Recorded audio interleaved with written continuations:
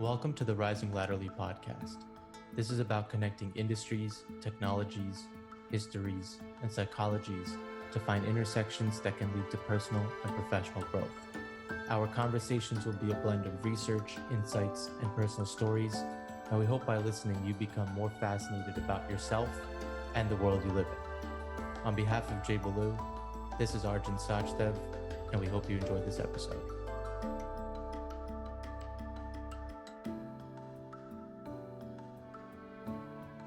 All right, welcome back to the Rising Latterly podcast. As always, thank you to our listeners and a special thank you to our subscribers. We're available on Apple, YouTube, and Spotify, so please subscribe if you have not yet already. Okay, so today's going to be a little bit different. Arjun and I are really excited to introduce you to our guest, Steve Melen. Steve is the author of the recently released memoir, Killer Graces, My Path from Pain to Power and Breakthrough Living. It chronicles Steve's really incredible experience surviving his battle with stomach cancer, at one point facing an 85% mortality rate, having his stomach totally removed, which we're definitely going to have to linger on and I think better understand the mechanics of that. And then from there, going on to face opioid and alcohol addiction while in recovery on top of everything else. And then finally conquering those demons and moving forward to live a more healthy, fulfilled life. So as you can already tell, you're going to want to strap in. Steve's got a really, really powerful journey to share with us and with you. And as I turn it over to you, Steve, to walk us through your story, maybe we can start with kind of where you were in life with your career and your family when you got blindsided by this terrible diagnosis, just so we kind of all have the context about where you were in life at that point.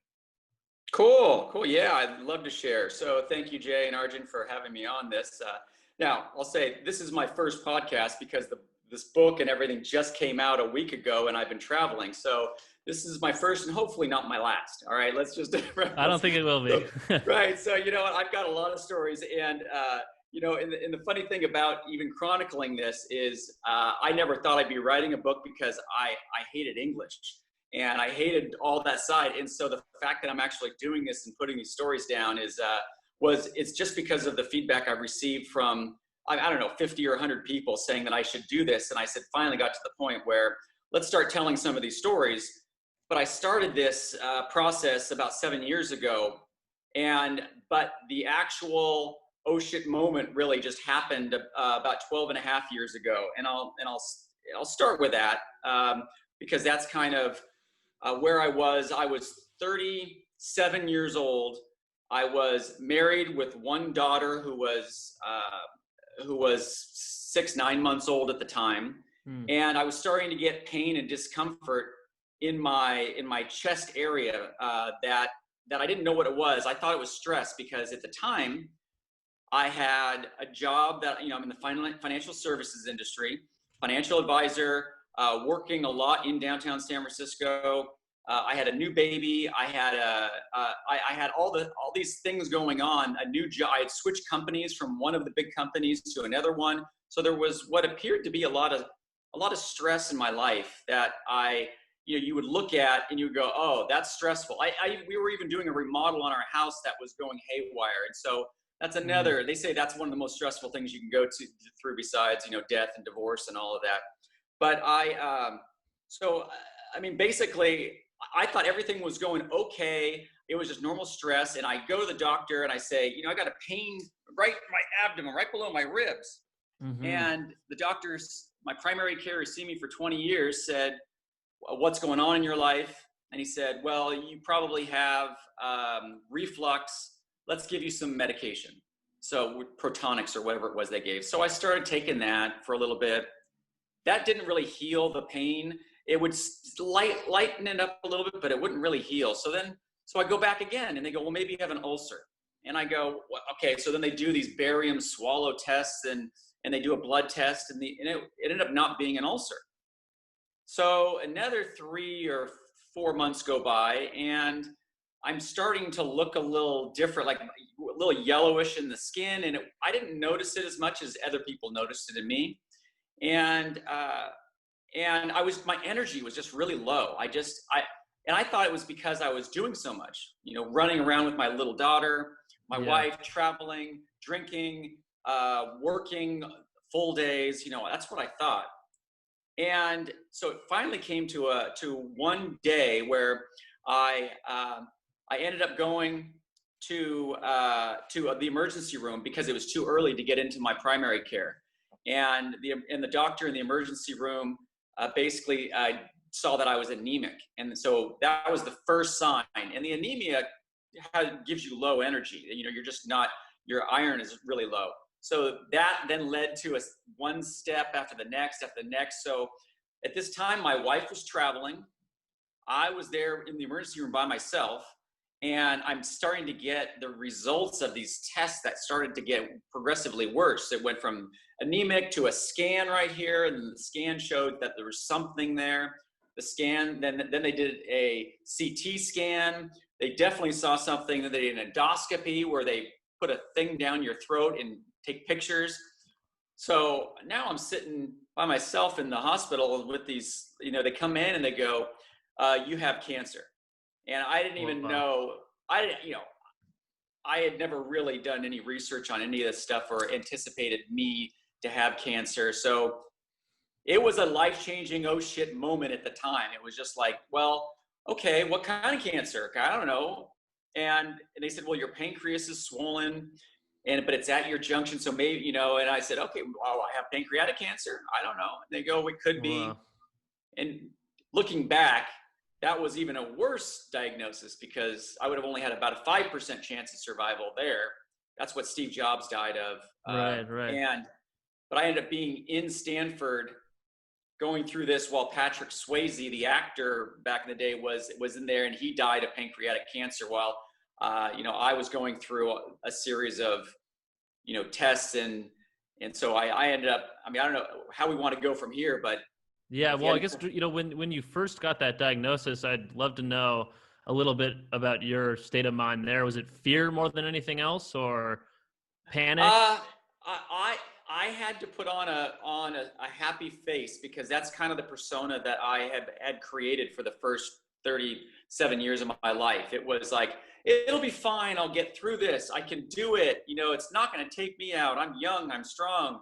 And so that's what I was putting on, a smile, and that I can do it. But I didn't really know how hard it was going to be. Like I had no clue. I had no clue about chemo and radiation and surgery and recovery and all of that. So my state of mind was, internally, it was fear. But externally it was, I'll deal with it. I've been through some tough times, and I'll just make this another story. I'll get through it. Right. So yeah, so I was really scared, really. And but I got more scared the more I started to go through the process. But before, I didn't have anyone. I didn't have Facebook groups that I could go to support groups. I didn't have. I was looking for any type of support, and I didn't really have any. So I didn't really know what to expect. So in some ways, that was kind of good. But when you hear cancer, you immediately think you're dying. Like, that's it. So they staged cancer 1, 2, 3, 4, and I was stage 3. So I'm like, well, I'm not the worst. So I think, at least I'm not 4. And, I'm 3, which gives me a chance. And, 1 and 2, I don't even know what that means. So that's what I was facing at that time. And then I had to, with my wife, she was terrified. And we just kept it from my little daughter because she was only, 9 or 10 months old at that time. And she didn't really, we just didn't want her to be scared or know anything about me. And we didn't really know what roller coaster we were going to everything was worse than I imagined it would be. And I thought I had been that through says a lot. And I thought I'd been through, my week in the hospital turned into a month, right? It was just, the whole thing was just very challenging. And up until that point, Steve, I know you mentioned that you had seemingly stressful events in your life, but how used to bad news were you in your life generally? So I was adopted, and my biological parents my adopted parents had both died, and one at 52 and one at 57. So that's early. Yeah, so they both died of heart attacks, but it wasn't my genes. It was my adopted parents. So I was in this loving family, and both of them died. So, I had experienced the quick sickness and then death, and then the recovery from how do we get through that? I mean, death is so fast and quick, and then you go down, and then time heals this stuff over time.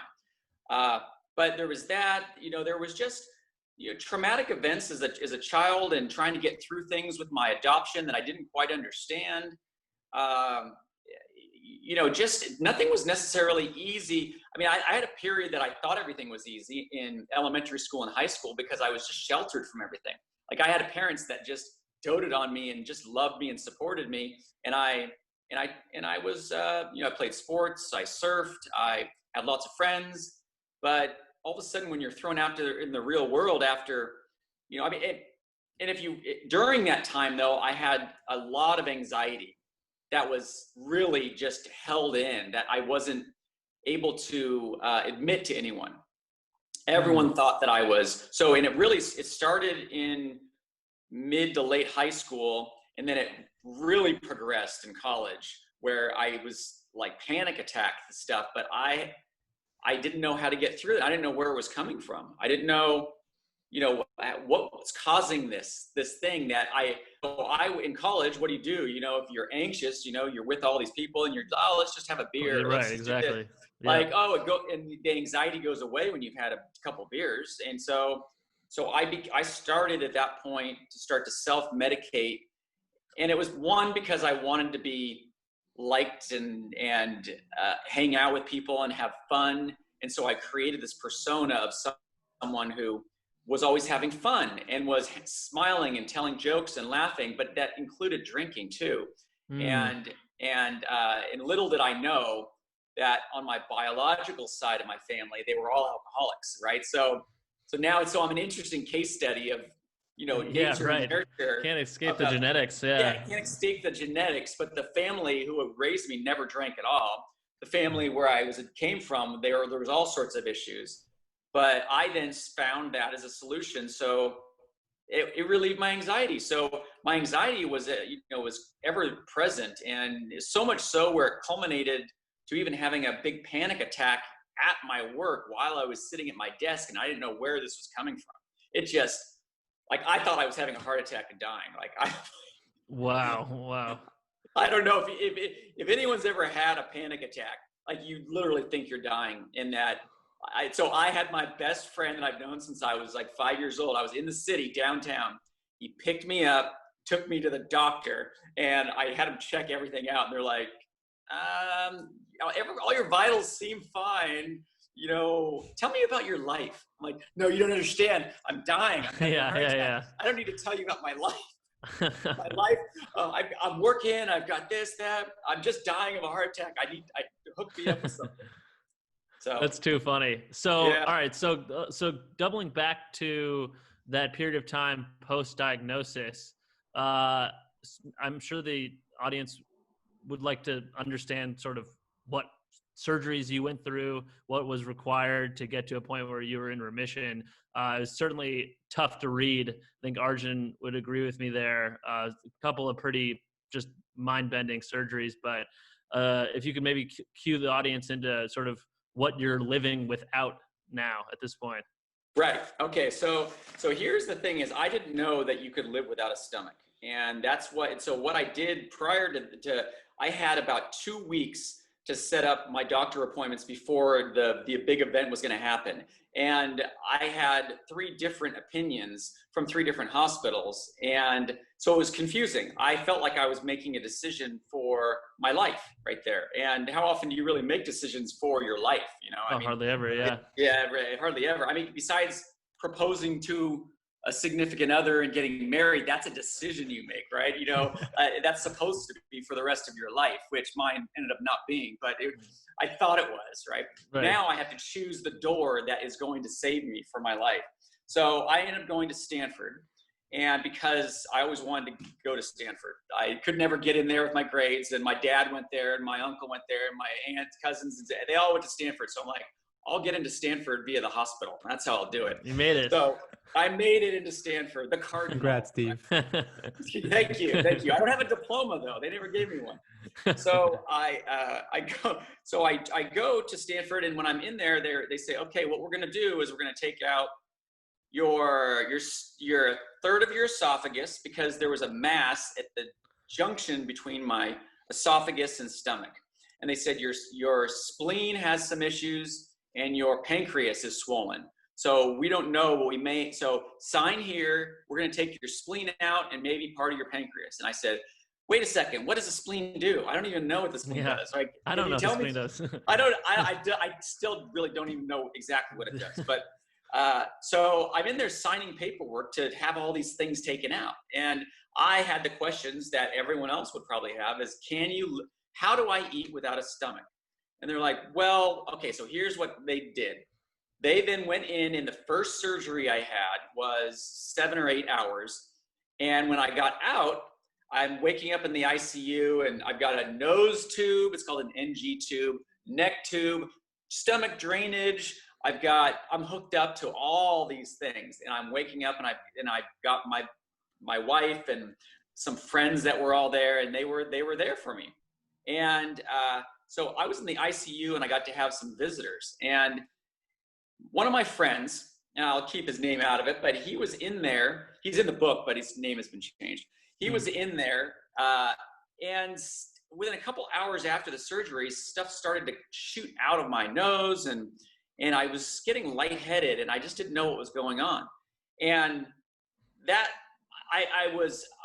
what was really happening was I was getting septic because I was leaking from wherever they tried to connect the connections. Nuts. And so with that, the doctors came in, they said, this is normal. But the nurse, that was a young 23-year-old, only working for 3 months, she called a code blue, which I guess rarely happens with new nurses in the ICU, but she called a code blue. Everyone went out, all the doctors came in. I was going in and out of consciousness, and they had to wheel me back in for another surgery for however many hours it was. And that surgery, so they repaired the leak. And just to put a flag on that too, as I recall, the doctors thought everything was fine, right? The nurse was really kind of a contrarian, but it seems like the fact that she stood up for you and made that call was the difference between life and death. Let's just put it this way. After I got out, I had my wife go to Nordstrom's and buy her a gift and all this stuff, because I'm going, you literally saved my life. And the fact that she said her mom was an ICU nurse and it is only called one code blue in 30 years. And she called it in her first 3 months. I found that was a gift from wherever. She really did a wonderful job in at least overriding what the doctors were saying at that time. So talk about, so now I'm only in this for 24 hours, and now they put me sedated and on a breathing tube for 7 days. So I was in a semi-coma or a coma. I don't even know what you call it, but I was sedated. Mm-hmm. But I woke up partway through that sedation and saw my wife, and the details are in the book, but I basically tried to tear all the shit out of myself, and they had to knock me out again. And I woke up 4 days later strapped to the bed, right? So I woke up what's going on here? They're like, are you going to break out of this? I'm like, I don't know. Where am I? Nearly psychotic. I was right. So I was hallucinating, and, it was a quiet, but there were some miraculous things in that whole traumatic situation that happened with some guests and whatnot that really, I don't know. I mean, I think I've got some angels looking out over me, or some people that were really just wanted me still to be here, because I could have died twice in that one day.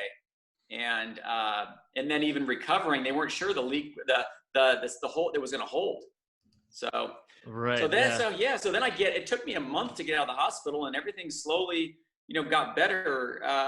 Every day there was something new, but in the process, they were junking me up with pain meds every day. And, I looked at some stats after that, if you give someone that amount of pain meds for a week, there's like a 25% chance they'll be addicted. And if you do it 2 weeks, the numbers go up, and a month, you're just screwed. So I left the hospital basically addicted to these pills that I'd never taken before. I'd never taken Oxycontin and Loratab and Dilaudid and all these different things. But all of a sudden now I leave and I go out to my house to try to recover.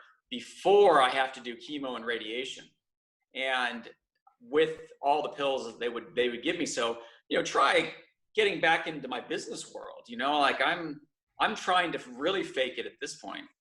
I'm just trying to talk on the phone with clients, and I mean, they're all the clients are still with me, which is amazing. I can't believe that is incredible. That is really awesome. Yeah. What did you tell them? I mean, what Yeah. were you sharing with them through this entire time? I told a handful of my clients that I was going to go in and I'd be fine. I'm going to go in for the hospital for about a week, but it's just a quick surgery for a few hours.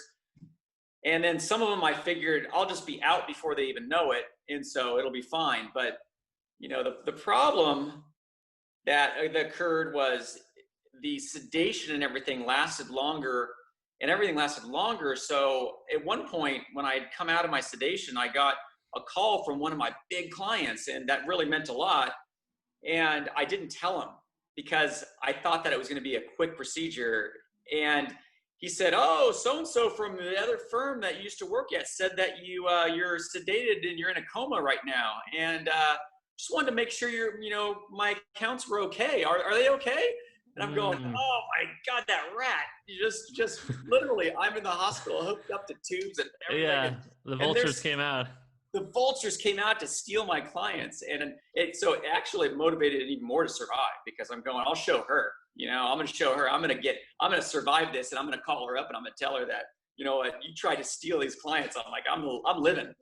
So, so that, that kind of stuff is just part of, I know people want to move forward in life and business, and, but the quick way or the deceitful way that, that someone would look down upon, like over time, that doesn't look good going back. You may have to give up a little for now for a gain later, but coming in to steal that account while I was trying to be nice to the client, like, "Oh, I'm concerned about, your account." I'm really, no, you're not. You just want crocodile tears. Yeah. Right. Oh, yeah. You don't There's care a disconnect. at all about me. Yeah, there's a disconnect between people living in their world relative to understanding how fragile life really is.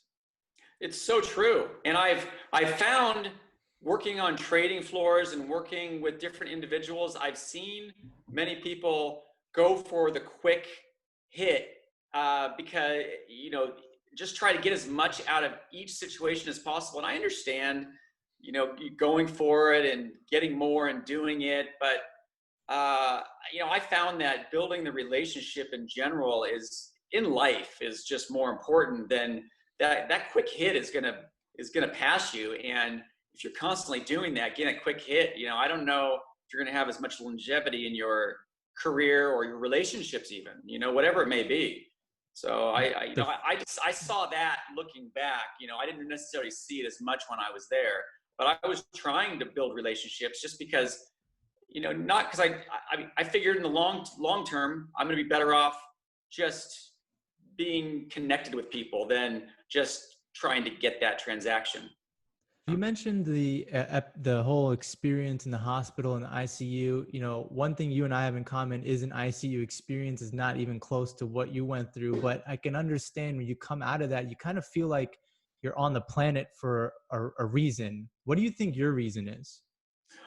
Wow. Well, my reason for being here, people tell me these things. So I hear from everyone now that I'm part of all these different groups and I get feedback. I try not to be the one that says it's, for example, like my daughter is beautiful and I can say how beautiful she is. And I'm so biased, about her. But when I hear from other people that don't know that I hear this stuff, then maybe it makes me think that maybe there's something to that. So when it comes to me, I could sit here and think that I'm doing really well or doing the right thing and helping people. But after a while, I've heard over and over and over that I inspired someone because of what I went through. And I gave them hope. And that to me, like when I get these phone calls, I get these messages from people I don't know who read the story, who reach out to me and it said, "I'm in a really, really tough place. I can't really talk to my doctors or even my spouse because they don't really understand. Do you mind if I just talk to you for a little bit?" And after these phone calls, they tell me, I got more out of 15 minutes with you than I did out of all these other people. And I go, that right there is my reward in life, is that somehow I was able to help someone get through in the moment, in the present, they're in a very tough situation. And because when I was going through it, my future was kind of black and dark. I couldn't see beyond what I was in every minute, every hour, every day was slow and painful. Couldn't get off the couch for a long time, or my bed, or just getting sick and throwing up, and it would just never seem to end. It was just tough. So I think my purpose really is to give some people some hope that they can. I'm older, but I'm only halfway there. I've got some time left. And now my friends say, we thought you were going to be the first gone. Now we think you're going to be the last one here. Yeah. And it sounds like not only the experience battling the cancer, but also the experience battling through the addiction that you experienced in recovery was a large motivator for you to kind of turn outward and become, a point of support for others. I really enjoyed the part of the book where you were, in recovery with a number of other people experiencing addiction, and you were able to sort of see yourself in them and see them in you. And I feel like that was kind of a major turning point in your mindset. So maybe you could talk a little bit about battling through addiction and finding a reason to live as you came out the other side. Yeah, this is a whole nether. I mean, I think addiction might have even been harder than the cancer. Okay, because and the reason why is the cancer. I had this cancer, and I didn't really question what I was going to do. I mean, I had to pick which hospital to use, but they said you're going to do this, then you're going to do chemo, then you're going to do radiation, and then you're going to go through these steps, and you're going to have scans every 3-6 months, CT scans, and I just did it. Okay, so now give yourself, now I had built this persona of a person who liked to have fun and was going to grab life and just do everything. I mean, I've run with the bulls in Pamplona. I've been to Mardi Gras. I've been to parties all over the place. I've done these really wild and fun things, and I just wanted to continue exceeding that. And so I think that the addiction was hard because it was a choice. Like, I really didn't have to give it up. Like, I could go to the liquor store and grab a beer, or I could still get medication because I was complaining about pain, and they would still give me whatever I wanted. And I could still do it. And that's the hard thing. It was really by choice that I had to do it. And I had some big contributing factors that, now my daughter is starting to get to be, 5-6 years old. And I was not behaving. I was drinking too much on my own and isolating and not feeling very good. And I got into this cycle. Like first I had to detox from the pain meds after a year, and that was suicidal, basically. Yeah. I mean, I didn't realize how terrible that would be. Getting off of opiates was, I guess it's like heroin, and I've never done heroin, but I was taking 20 Oxycontins a day, and that, 20, so 400 milligrams, and that's a lot for anyone who knows about, the pill use. That was a lot. And I was 100 pounds. So I had lost a lot of weight. I couldn't digest things. I was missing organs. I had been to chemo and radiation, and I was just popping. Sounds like a living hell at that point. It was. Looking back, it was very terrible. I was just trying to get through every day. And at this point now that I've survived the cancer, well, after a year or so now, I've got a wife who's getting frustrated with me because I'm taking these pills, but you don't understand how tough it is. It's so hard, and so I got to a breaking point with the pills that I was running out. I took my month's supply in 2 weeks. And so I'm like, that's it. My hand's up. All right. I'm like, oh, okay, I'm going to just stop taking the pills. Well, that was like, jumping off. I probably would have shot myself if I had a gun. It was so bad. It took me a month overall, but the first week I couldn't even get off my floor. I mean, like what you show in the movies, they condense that pain down to like 15 minutes in a movie, right? Yeah, right. Yeah, like a montage of it. Yeah, montage. Yeah. But try to live that. Like, oh my gosh! And then and I'm changing my shirt 5 times a night, because I'm just Oh, just terrible. So getting off of that, I felt that, and so now you get off of the pain meds, and I'm not drinking alcohol, I'm not doing anything, and I'm clean for, a couple months. And I'm going, okay, I want to get back to the Steve that was before. Let's go back to being social, having a glass of wine with dinner. Let's do this. And the problem is once I flipped that switch with that addiction, the wine never was the same. It wasn't a social glass of wine. It was like, let's have a bottle. Right. And then I just didn't stop it. I used it as a substitute. And that developed over the next couple of years, which threw me into rehab. Right. So, I mean, I just begged and I went into rehab once. And so I tried it to fix myself up, and I snuck into rehab, by the way. Like, I didn't want anyone to know. I'm so embarrassed that I got a problem that I didn't tell my work. I didn't tell anyone. I just drank a bottle of wine and went in, right? So, you go to rehab and you're sitting there and you can't use your phones because it's all air taken away from you, and you're meeting some interesting people. And after 2 weeks, you kind of get a little clarity, and then I ended up getting out. And because I figured I had it all licked. No problem. I can do it. I feel fine.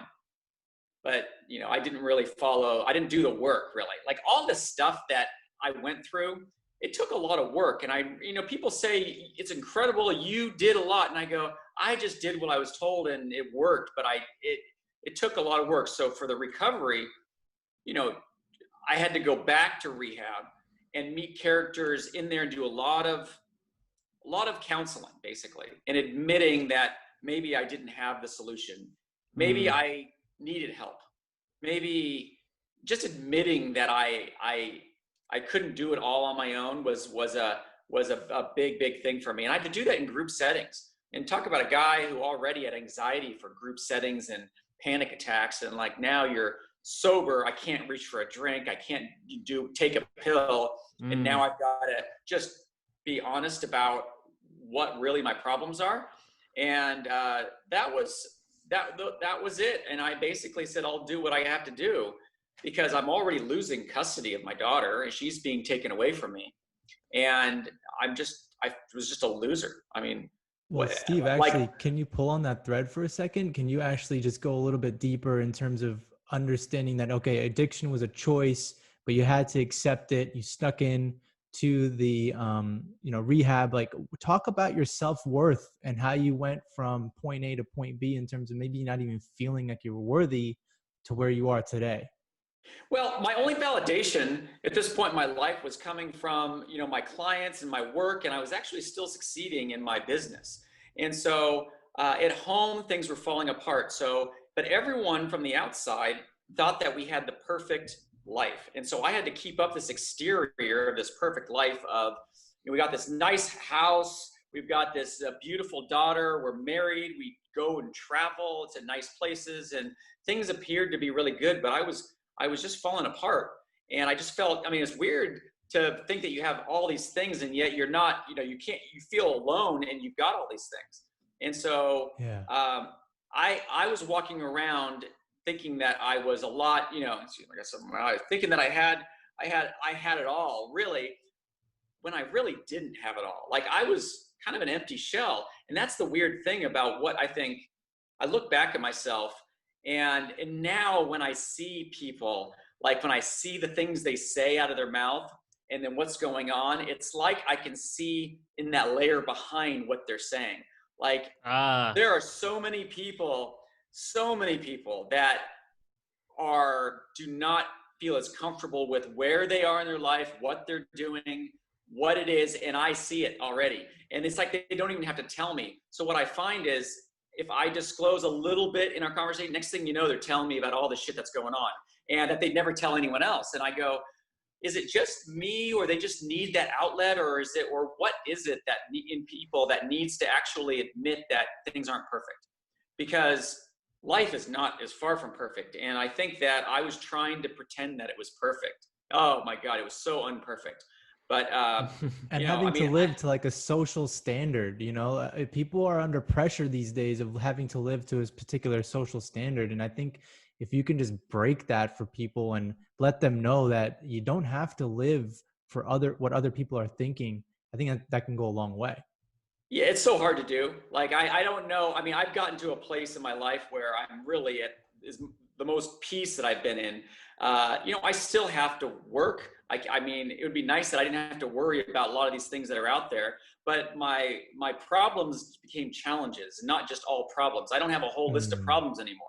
It's like, okay, I'm going to do this, I'm going to do that. But not having to pretend like everything's perfect anymore is a huge relief off me. And instead of sneaking into my therapist office that I did for the first couple of years, now I don't go to this therapist, but I went for 17 years to the same therapist, right? Wow. I went for a long time. And you know what? One of the most gratifying messages I got just 2 days ago, that therapist received my book and read it and didn't even get through half of it, and then already said, I want to reach out to you before I'm even done because I cannot drop it. And you are one of these, I mean, I wish I could quote it verbatim, but she goes, you are a rare person of all the people that I know that has this zest for this life and enjoys it more than most people I know. And since she knows all the good and the bad and the ugly, and for her to come back, and I haven't seen her in years, but she saw it I said, coming from you, that means a lot because you know all the bad shit that I did. Right.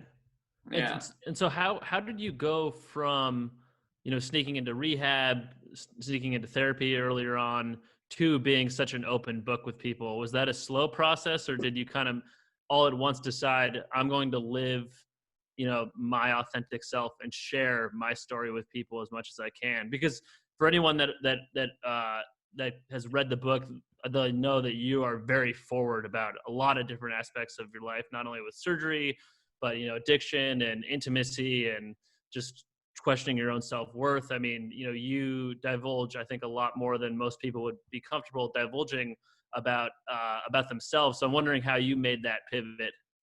I'm not even sure if I did the right thing disclosing all this. All right. So you know what? It was also like, oh my God. Cause I reread this book as I was traveling, and I was trying to look, and I'm going, and I was shaking my head going, I can't believe I said that. Like, I can't believe I did that. Like, did I really put it into print? And how many people are now actually going to see this? And so I'm going, but what I found is that in all my communications with people, as much as I thought that it would turn them away if I disclosed my reality, it didn't.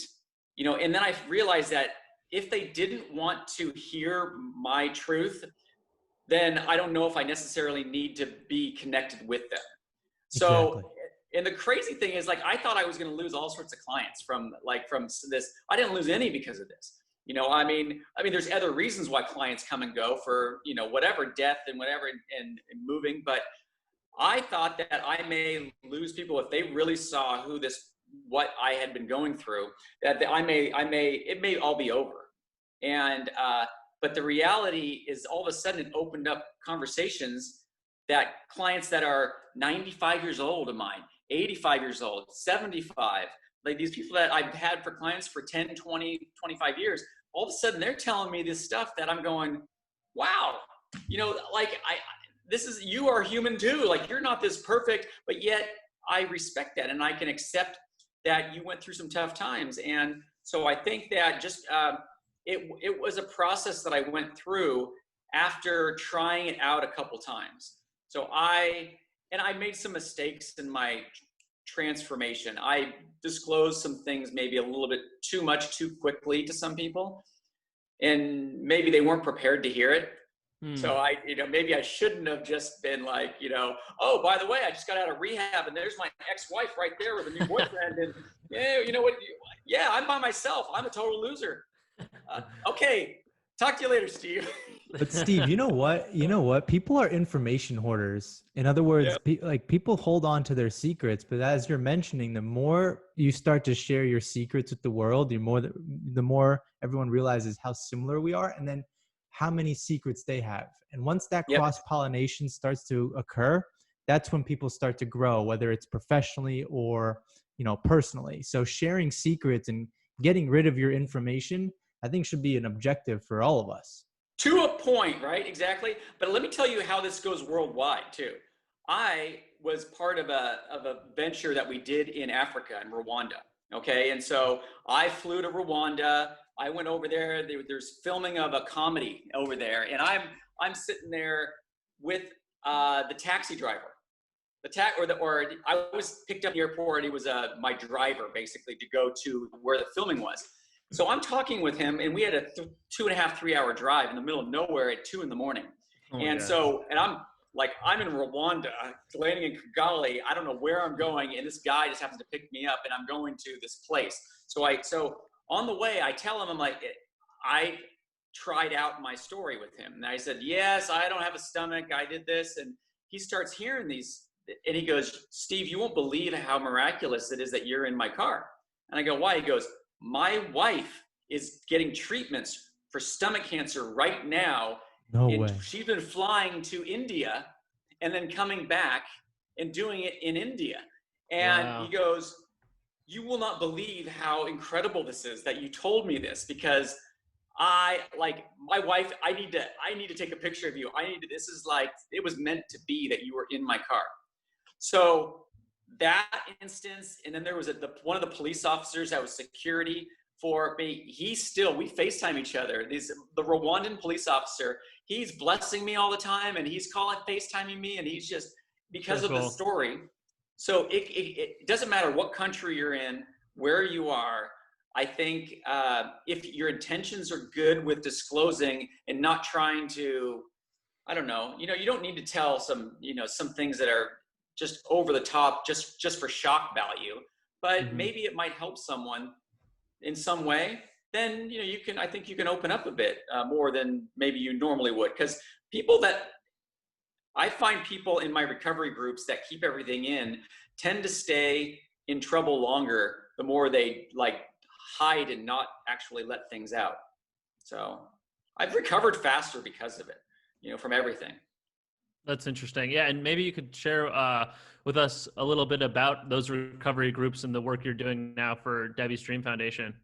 Yeah. Okay. So because of this, when I started to get better, I figured, people kept on telling me how inspirational I was in the stomach cancer group, and so I am what's called a mentor, and I'm on the board of Debbie's Dream Foundation, and it's an international group that we basically help people, and I go through all the phases of being diagnosed. And I think what I'm doing kind of helps across the board for people with all types of cancers or all types of sickness, really. But the biggest impact and thing that we do is we go to Washington, D.C. for advocacy every year. And we go, and okay, let me just disclosure, I hate it because I don't like dealing with the political aspect of any of this stuff, all right? But I go and I meet with the Senate and Congress members from all over California, and I even met in Harris's office 2 years ago. Oh, no way! Wow. Yeah, I had to meet the underlings. She was walking by, but she smiled, looked at me, and said hello, and we said hi. And I'm like, oh, that's Senator Harris. So, but I go there, and I basically am working to kind of give back on a bigger level. And how can we get funding? Because ironically, the Department of Defense is the one where the money comes from. There's an $80 million pool that gets spread out between all different cancers, and every cancer is trying to get their piece of the pool. And so it's my job to have them continue to sign on to give for stomach cancer, a part of that money from the Department of Defense, because so many veterans are coming back from wars with these H. pylori cancers. So I'm just trying to help on a bigger scale. I think that's why the book maybe is going to help more people than me just having one-on-one conversations, and then things like this maybe. I didn't want to be in this position. I don't want to be a cancer survivor. I don't want to be any of this stuff. But I figured if, it's kind of the place I've been put in, and I actually have, the feedback I've gotten from people has been more than positive. And why not, give? I get so much more back when I give. Just a phone call or a text. I tell my wife and daughter, I'm like, look what they said. Look at this. This is what it is all for. That right here. Yeah, you're living when you're giving. And again, the it book really is. It's strange. It's strange. I mean, I mean, for so many years I was accumulating things and thinking that if I had at one point, I wanted all those things. I wanted the big house and the Ferrari and the vacation homes and fly private jets, and I never got any of it. But I mean, You seem pretty happy though. Yeah, exactly. Right. I have something that people can't buy, really. But oh, absolutely. who knows where it's going to go? So Steve, actually, quick question. Sorry, Jay. Again, the book is called Killer Graces, My Path from Pain to Power and Breakthrough Living. One thing we didn't really touch on, but you've mentioned a couple of times, was your previous relationship and your new one with your new wife. But Yes. Can you just talk a little bit about the difference between being a husband and a wife versus just a team? Yeah. Okay. So I got married in my mid 30s, and I was living in San Francisco, living the life of just trying to find that partner. I was looking around, dating, working, just going out and just trying to find someone, and I didn't really know, and I had such troubles, I think, from my being given up as a child for adoption. I think I had like trust issues with women in general. And so finally I came across someone that I thought met most of my criteria. And it just also coincided with when my father died too. So all of a sudden now my mother had already died, my father had died. I had met someone who checked all these boxes, and I thought I was we're gonna get married, everything's gonna be great. We're gonna go on and have children. And this thing struck us pretty fast and pretty hard, and it changed the dynamic of everything. So it's not that I'm dancing around my words here because I don't want to knock anyone for anything, but no one really knows how they're going to handle something as big as what we went through. And that, I think the cancer diagnosis ruined my first marriage, because we became these really good partners, and we had a child. So we were then looking down, trying to raise our child, but not looking toward each other to help each other get through this. And so that when you're not supporting each other and connected at that point, it's hard to stay together, and you just feel alone, like you're just there for a child and just trying to survive the cancer. So when that all fell apart, I didn't know where I was going to go and how I was going to refine it. Like what did I need in a partner? And I reconnected after a 25-year break. My high school first, she had made me a man back in high school. She also is my last, because we ended up reconnecting and we got married. And talk about coming full circle. Full circle, right? Talk about we never even were boyfriend, girlfriend. Like, we just kind of had a thing back then in high school. And then we went our separate ways and had our life. And she didn't know, she always thought that I was going to be a CEO of a surf company or something like that, because I was a big surfer back in high school. So she didn't really know where I was or what was going on. But the beauty of it was that the reason how I reconnected with her was because I bought this racehorse, or portion of it, named Killer Graces, the book. And I invited anyone on Facebook to come join on the race. And she was the only one out of all my friends 9 years ago to say, I'd love to see you. I haven't seen you in 20 some odd years. So she shows up with her billionaire fiance at the time, right? And Newport Beach, coming up here. And we are at the table hanging out, and I hadn't seen her forever. And I won the race with Killer Graces. Like, Killer Graces won the first horse, the first race, and we won a big race. And so all of a sudden, I'm the peacock walking around like, hey, so that's how I reconnected with her. And then, after things fell apart with our respective relationships, I gave it a try, and I wasn't so sure what was going to be the right, partner, but I sure did well, because she's fit perfectly in my life and has been a very amazing support for what I need. I think we're all, what's the perfect partner? Like, no one's ever going to be perfect, but I think if you learn to manage the challenges better, and I didn't manage my challenges as well in my first relationship, in that I just numbed them out. And that's not a good way in life to handle your problems. Is just, you know how everyone, like I would go out and if I had a big day, I would go out and have a martini and drink and celebrate. If I had a terrible day or something, I'd go numb my pain. And that's kind of what I did in a lot of other things. And so instead now, you know, I've been sober for 7 years, and I can just feel that connection with someone. So that was a big change in my life too. I'm in a very positive place.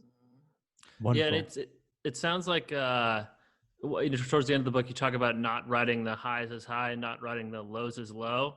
Can you talk a little bit about what it's like now living with a little bit more balance, a little bit more equanimity, but kind of having to give up that party hard mentality that defined your 20s and 30s? Yeah, well, the funny thing is I still hang out with all my friends, and we meet at different places, and they all still drink and have a good time, and we're all turning 50 this year. So we've had a series of 50th birthday parties. I mean, I had 40 friends in Cabo San Lucas, you know, on the beach for my 50th birthday this year. They all flew in, and we all had a big celebration on the beach, and they all did their thing, and I did my thing. So I can still be part of. I mean, not everyone can necessarily do it the way I do it, but I don't feel like I have to actually tip the drink back to be, because I think I have it. Maybe we all have it in us. We just don't necessarily know how to release it. But I'm dancing, I'm having fun, I'm laughing. I just leave a little bit earlier. I don't have to, you know, get a hangover anymore. And everyone else can do whatever they want to do, and I can still be part of the fun. And I'm still that kid you do what you want to do, non-judgmental. So I think that I'm not now having to keep on pushing that higher, because I couldn't find it. I mean, higher was, you know, basically, I mean, I've bungee jumped and skydived and run with bulls and, you know, river rafted and done all these things that now I've got those, you know, swam with great white sharks in South Africa. You know, I've done all those kind of things. And it stopped kind of like, what else can I do? You know, I mean, I don't know what else I can really do. And when you kind of find that other level that is so much more rewarding. I mean, I'm glad I did what I did. You know, I'm not taking back. I'm not saying don't do those things, but you know, it's hard once you fall off that cliff of trying to, you know, medicate everything. You can't really go back. And, you know, right now I'm just more at peace. You know, I can walk around. I used to be so anxious and paranoid that I was constantly looking over my shoulder thinking someone would see me or say something to me about what I did the night before or whatever. Yeah. I don't worry about that anymore. I mean, I don't have to walk in fear. Like, I know what I said and I know what I did, and I don't have to worry. So it's really freeing. Absolutely. It sounds like you have an accountability mirror now too, with all the things you're doing and all the things you've been through and the foundation. I mean, what can you tell people about their journey and their search for something that holds them accountable? Oh, let's just see. Well, you know, if you stay in the present, and well, one friend told me, like, you know, if you're going to say something or email something, or you're going to, you know, make sure that it can be put on the front of the paper, and everyone can see it, because in this day and age, everything can be spread out around the internet. And so you could say something that can change your life in an instant. Okay. Totally. So live your life. Good or bad. Good or bad, right? Good or bad, you know? And so, you know, just live in the present, because, you know, they say a present is a gift, right? And enjoy the present. And I found that if I lived in the future, you know, I was always anxious about what that was going to be. And I didn't really know I don't really know what I'm going to be doing tomorrow. Like, I generally know, but I don't know specific things pop up all the time. And so if I lived in the future thinking about where I was going to get and getting to that point, I was going to be anxious, and the anxiety would build. If I lived thinking about the past, I started to get a little depressed. Like, I can't believe I did that, or, oh my God, I didn't achieve my goals that I set out to. I'm just not going to be good enough. So I started to live more in the present. And there's a lot of cliches that are true, and it's hard to live by, but, you know, I found that staying here now, like with you guys right now, like I'm looking at you guys and I'm here with you, and I hopefully that I'm doing the best that I can. And I don't know, we'll find out later, but the point is I'm in this moment right now. Totally. Very present. Yeah. You can feel it. Yeah. I could feel it the first time I talked to you last week. There's just a sort of attentiveness to this very second that I think a lot of people live without. And I've certainly lived without, a number of years in my life. Well, we all have. And I think that anyone who says that they haven't, I definitely, I would do things because maybe what's in it for me, and like, I'm going to do this because of that. And because we're all struggling, and especially right now during the pandemic, and people are trying to survive, like trying to get through this and so I think it's even more valuable now to reach out, stay connected, and just do the right thing. And even if it doesn't mean that, even if you're passing up on an opportunity that you feel something might be not right, like maybe you'll get paid a little more for doing something, but you feel a little off on it, or whatever it is, I don't know. I've made plenty of mistakes. And they say, I wouldn't be here if I didn't go through that, and I'm going, well, how are people going to get here without going through what I went through? I don't want anyone to go through what I went through, but maybe if you come around the corner and you run into an obstacle, maybe it'll make it a little easier getting around or over that obstacle. Not that you won't have them, but everyone's going to have something at some point. That was the biggest takeaway when I read your book. I mean, first of all, it was hard to put down, but at the end of it, I was like, look, I have not been in the extreme situation that Steve's been. And I think that my world is kind of falling apart at times. It's not that bad. And so there's always going to be the other side of things. Well, I actually got to a point in my life where when I was really sick and I was doing the chemo and radiation and nothing was making me feel better. And I was like eating edible marijuana, like whatever I would do, just please, like just make me feel better. And my friend was complaining, or people were complaining about like their cat had a hairball or something. And that was the worst thing they've ever dealt with. And I'm going, you don't even know what the worst. And so I started initially to be a bit judgmental toward them and their whatever it was. Like, you don't know how bad really is. But you know what? I now understand, especially with having a daughter go through the years that she is, whatever it is that she's going through right now, and whatever it is we all are going through, is really a big deal to us at that particular time. And if your biggest issue is that your cat has a hairball and you are stressed out about it, it is a big deal for you. Okay. So it really is. God bless you that is it. And I'm not here to tell you that, no, there's worse ahead. I'm just, you should, be grateful. And when my daughter has something that she's upset about, I want to listen, because I know it's a big deal, because I have been 12 before and 13, and I've been 20 and and I turned 21 and I made lots of mistakes, but I'm here now, luckily, and hopefully I make it to 100. Absolutely. So maybe for someone that might be dealing with a lot more than their cat having a hairball, or maybe someone within their family or close network is experiencing something as grave as what you faced, do you have any kind of summary wisdom you could pass along to them if they're in their audience right now? Yeah, well, I do think that one very difficult place to be in is the caregiver part of someone who is going through something tough. So many times people that I deal with, it's their parent that is sick, or their spouse or relative, or someone that is connected to them that is going through something. And I didn't realize when I was going through it what my ex-wife was going through at the time, that how hard it was for her. I thought, it's oh my gosh, I'm the one going through the pain. But if you know someone, and if you have a spouse or a friend or a husband or a father or a grandfather for that matter, that is going something, one thing that I noticed a lot of people did to me is there was different groups. One group completely ignored and couldn't deal with even reaching out to me. Like, I'd known them for 10, 20 years, and they all of a sudden went silent because they didn't know what to say. And they came out of the woodwork later and they felt so bad that they didn't reach out to me and didn't just say, hey, because they didn't know what to say. And someone, a grandparent or a parent or someone, you don't have to say anything. Like you just have to be there for them and know that, hey, I'm here for you. And if you want to reach out, I'm here and I'm thinking about you.